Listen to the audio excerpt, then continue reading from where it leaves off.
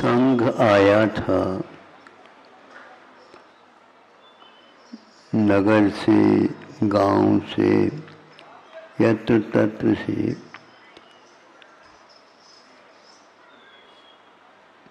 गृहस्थ लोग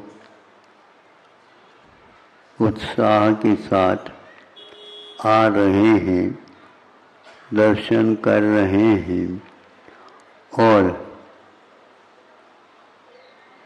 उनका उपदेश श्रवण भी कर रहे हैं।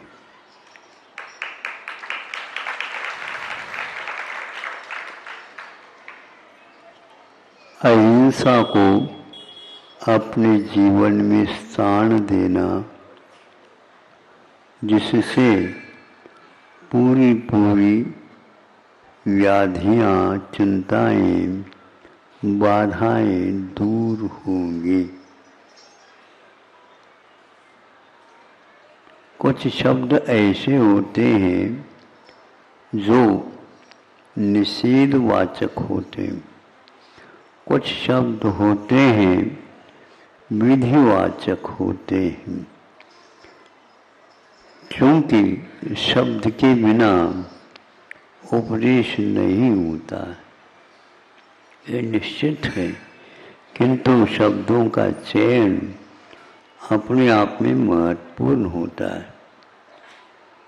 अहिंसा क्या है, इसके बारे में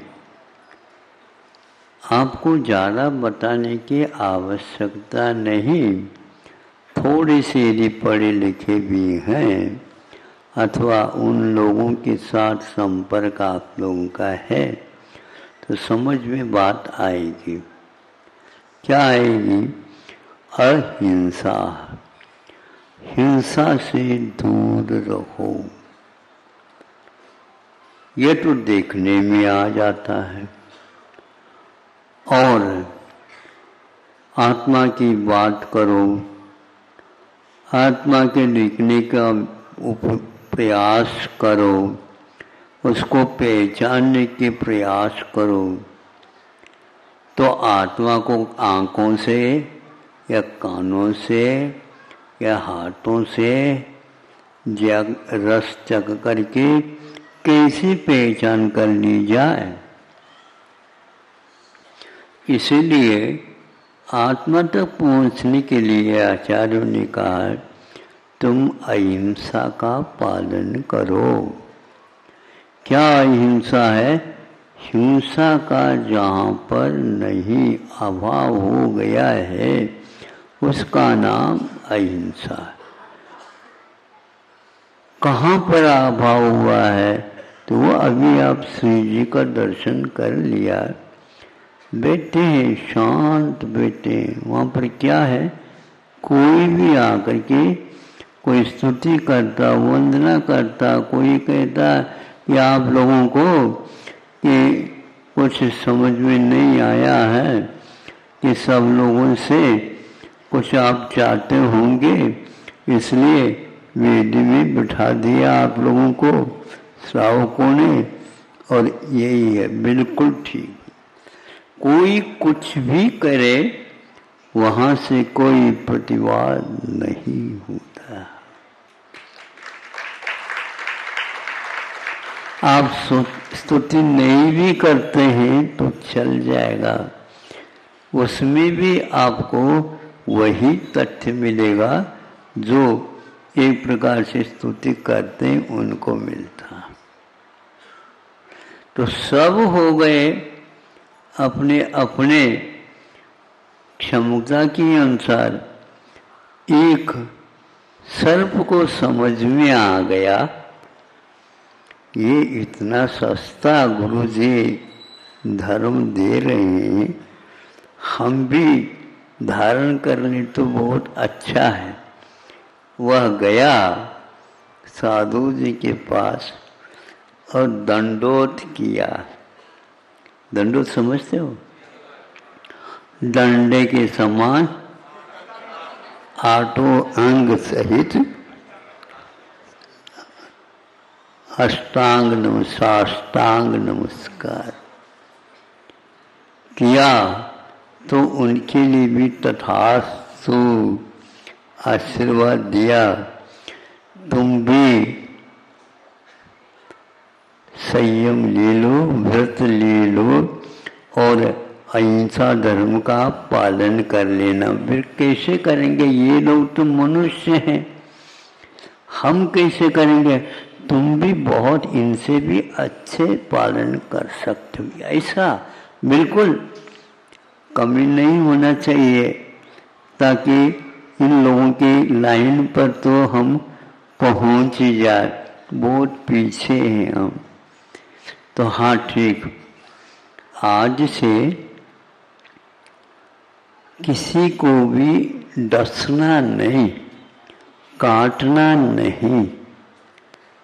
ये चल जाएगा? हाँ बिल्कुल चल जाएगा। हिंसा होती है, इसलिए श्रावक लोग भाजी लाते हैं, तरकारियाँ लाते हैं और भी फल वगैरह लाते हैं और इसके उपरांत उसके लिए योग्य साग सब्जी आदि बना लेते हैं। किंतु बनाने से पूर्व में उनको, उन सबको बनार लेते हैं। क्या देते हैं? बना तो बाद में खाने के लिए, पहले तो बनाते हैं, काटते नहीं। हाँ,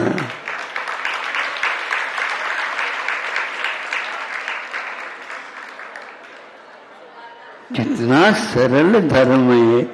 गुरुदेव आपने तो बहुत बड़ा उपकार कर लिया। सर्प ने पुनः एक बार दंडोत कर लिया, मैं किसी को भी काटूं नहीं। ये बात सबके सामने आ गई। फनादार वह सर्प था, अब कोई भी उससे डरता नहीं। क्षमा क्षमा क्षमा, वह भी क्षमा करता रहा। अब स्थिति ऐसी होगी, मित्रता ज़्यादा बढ़ने से बहुत सारी कमियां होती है, तो छोटे छोटे बच्चे भी उसके पूंछ पकड़ करके, उसके मूंछ पकड़ करके खेलने लगे। अब वो सोचता है कि मैं कैसे करूं, ये लोग मेरे साथ ऐसे व्यवहार करने लगे। ये लोग एक ही बार में भी सुन करके अधूरा सुनते होंगे, इसलिए इनको बात समझ में नहीं आई। और जा करके वह सर्प कहता है, गुरुजी हमारी दशा तो ऐसी हो गई, हमारी दशा ऐसी हो गई, सब लोग पूंछ पकड़ पकड़ करके हमारी दशा खराब हो गई। इसके लिए कोई दवाई बताओ, इसके लिए कोई उपाय बताओ। हाँ उपाय तो था, अब इन दिनों में तो तुम आए ही नहीं। क्या है, आने देते नहीं, लोग तो छोड़ते हैं ही नहीं। सुनो, ऐसा करना कि आपने जो व्रत लिया है नहीं काटने का, नहीं फूंचकार करने का, ऐसा तो लिया नहीं। कोई भी आ जाए फुस कर दिया, सब भग जाएंगे। हाँ गुरुजी, आप तो सब लोगों के ऊपर उपकार करते हो, मेरे ऊपर भी बहुत अच्छा कर दिया। अब वह बाजार में प्रतिदिन की भांति गया। सब लोग ऐसे साहूकार वो हंसी मजाक वो करने लगे, तो फुस सब भाग गए। ये हमने दूसरी कक्षा में कथा पढ़ी थी, आपको काम में आ जाता है तो रख लो। लेकिन किताब बांटना नहीं, किताब के रहस्य को समझने का कार्य करना चाहिए। हम लोग अहिंसा धर्म का अर्थ ये किसी के प्रति कोई भी तकलीफ बाधा नहीं होना चाहिए, ऐसे व्यवहार कर सकते हैं तो सर्व भी अपने मित्र बन सकते हैं। और यदि थोड़े थोड़े फुसफुस कर रहे होंगे आपके पास कोई मित्र आएगा ही नहीं।